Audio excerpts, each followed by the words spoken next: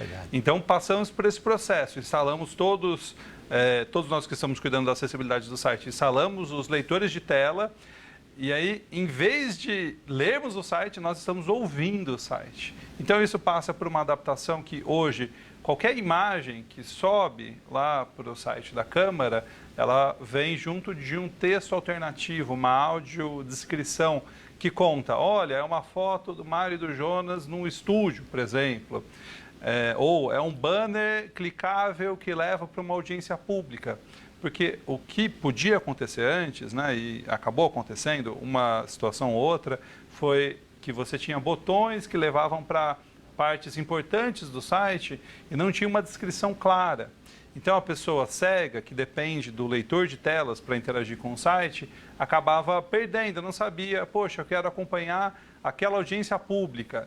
Qual é o link rápido que eu acesso?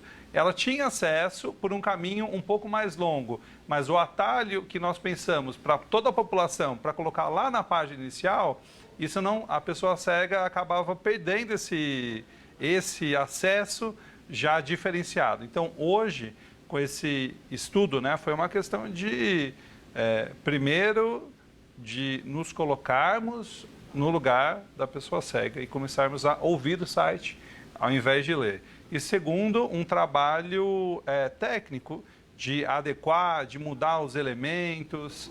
E uma parte muito importante para isso foi o seminário que a gente realizou aqui na Câmara em junho sobre acessibilidade digital, que trouxemos vários especialistas. Então veio o criador da norma BNT, né, que a pessoa que chefiou o grupo de trabalho, o Reinaldo Ferraz, veio o professor Tiago Silva, da Unifesp, que criou um avaliador web novo, o AMA Web, junto com a Bruna Salton, do Instituto Federal do Rio Grande do Sul. Enfim, foram diversos especialistas, o Cid Torquato, que foi secretário da pessoa com deficiência. Foram vários especialistas que palestraram aqui e ajudaram a sensibilizar a população no geral. Foi um seminário aberto para toda a população, mas principalmente o nosso público interno aqui, né? Os desenvolvedores, quem dá a manutenção do site, se sensibilizou e entendeu que era hora também da gente trazer acessibilidade ampla para o site da Câmara. E hoje eu posso te dizer que, embora o selo ainda não tenha vindo, a gente está em processo de obtenção, o nosso site tem acessibilidade ampla. Uma pessoa cega de baixa visão consegue interagir perfeitamente com o site utilizando o leitor de tela. E uma coisa importante para se chegar a tudo isso que o Jonas está falando, foi importante também a integração com as unidades aqui da própria Câmara Municipal de São Paulo. E isso também, de uma certa forma, acaba ficando mais abrangente ainda, porque se a unidade está integrada, quem está na unidade vai tomar conhecimento do que está acontecendo. Então, isso também foi uma questão muito importante para a abrangência de tudo isso que você está dizendo, né? Com certeza. O grupo ser composto por servidores de diversas unidades da casa é essencial, porque você cria replicadores dessa consciência de acessibilidade, de inclusão. São pessoas que elas vão estar mais sensibilizadas e elas vão conversar com os colegas, e elas vão começar a entender todos os processos por outra perspectiva. Então, certamente, essa pluralidade não só contribui porque são diferentes áreas, diferentes formações, mas também são pessoas posicionadas em lugares diferentes e tomando decisões importantes. E isso, então, tem um efeito em rede enorme que traz muita acessibilidade e inclusão para casa.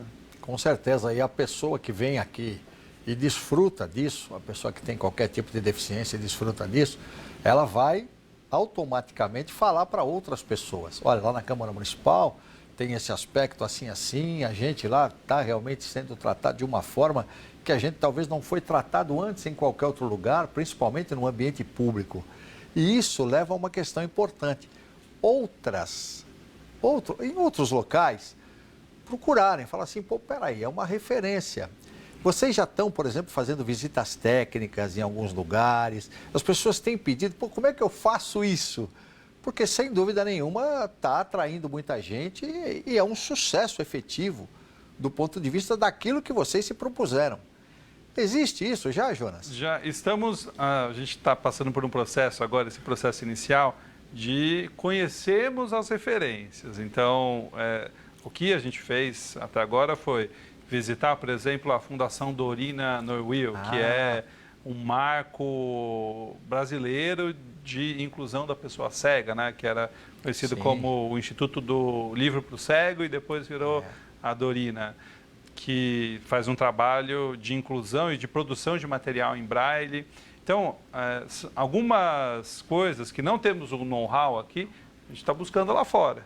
Então, isso inclui essa visita para a Dorina, mas não só a Dorina, secretarias, a receber, por exemplo, a pastoral da pessoa com deficiência veio até aqui conversar. Esse é um momento de escuta, de entender dos servidores da casa, que são pessoas com deficiência, quais dificuldades eles enfrentam aqui dentro, por exemplo, para interagir com os sistemas digitais, de ouvir um munícipe e de entender qual a dificuldade que ele enfrentou para chegar até aqui. E, uma vez estando na Câmara, qual a dificuldade ele enfrentou aqui. Então, esses protocolos de escuta, já algumas instituições começaram a perguntar para a gente, olha, como vocês estão fazendo? Mas é um trabalho preliminar, é um trabalho que começou agora em agosto, né? Então ele tem 3 meses, é um trabalho recente e que eu espero, em prol da pessoa com deficiência, que a Câmara se torne cada vez mais um exemplo e que todas as pessoas se sentam acolhidas e bem recebidas aqui na casa. E acaba virando um compartilhamento, né, muito importante, porque a partir do momento que você vai buscar, por exemplo, na Fundação Dorina, você vai buscar informação ali para saber como é que eu vou fazer, outras pessoas também já estão, falam, poxa, mas estão fazendo uma coisa bacana, também quero fazer aqui, né, no local onde eu estou ou em qualquer outra casa legislativa. Então, acho que isso realmente já é um ponto muito positivo, né? Para tudo aquilo que você e que todos que estão envolvidos nisso vêm desenvolvendo. Tem uma questão também, qual a importância e a influência do Fórum Paulista de Acessibilidade e Inclusão da Pessoa com Deficiência para a criação desse grupo de acessibilidade e inclusão?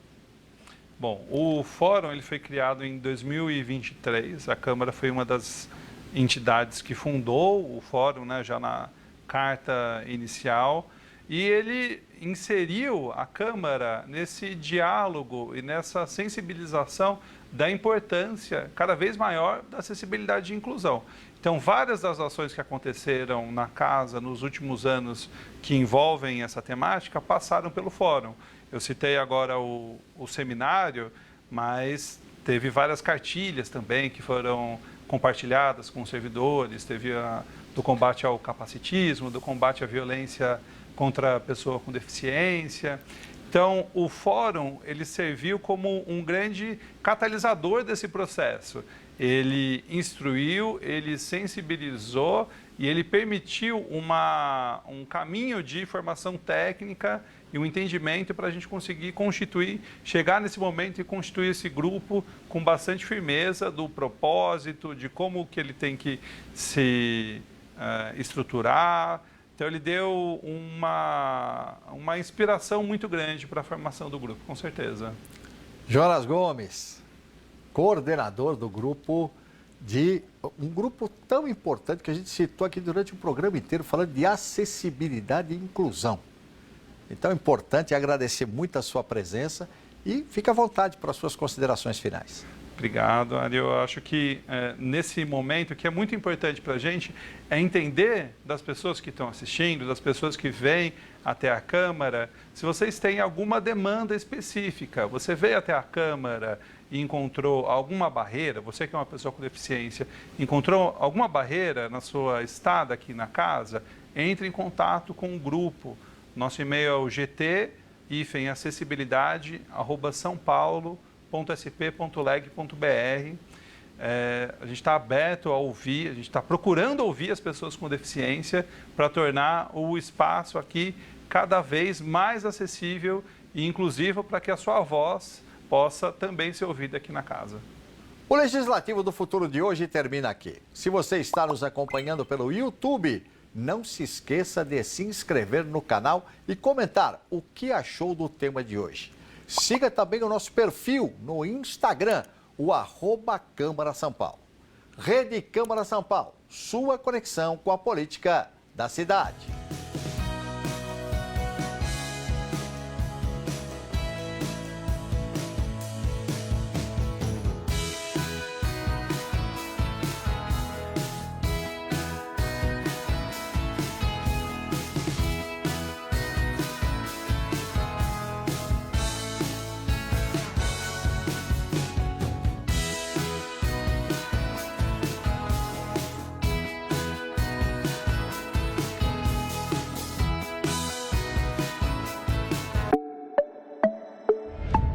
Rede Câmara São Paulo. Sua conexão com a política da cidade. O futuro da reportagem visto na prática. Toda segunda-feira, às 4h30 da tarde, aqui na Rede Câmara São Paulo. Rede Câmara São Paulo. Sua conexão com a política da cidade.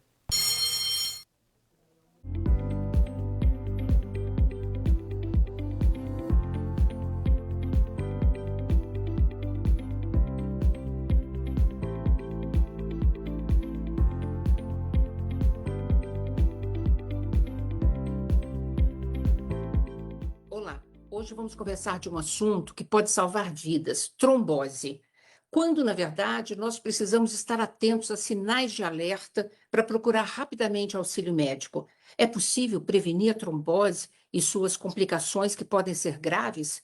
Para conversar sobre este assunto, minha convidada de hoje é a doutora Joyce Maria Aniquino, médica hematologista, presidente da SBTH, Sociedade Brasileira de Trombose e Hemostasia, professora titular da Faculdade de Medicina da Unicamp, coordenadora do Centro de Diagnóstico de Trombose e do Laboratório de Hemostasia do Hemocentro da Unicamp. Seja muito bem-vinda, doutora.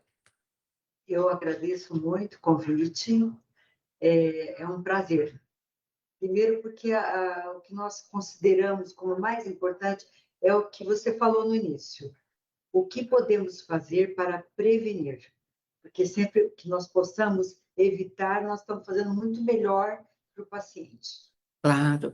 Vamos começar explicando, então, para a população o que é trombose e quais os principais tipos.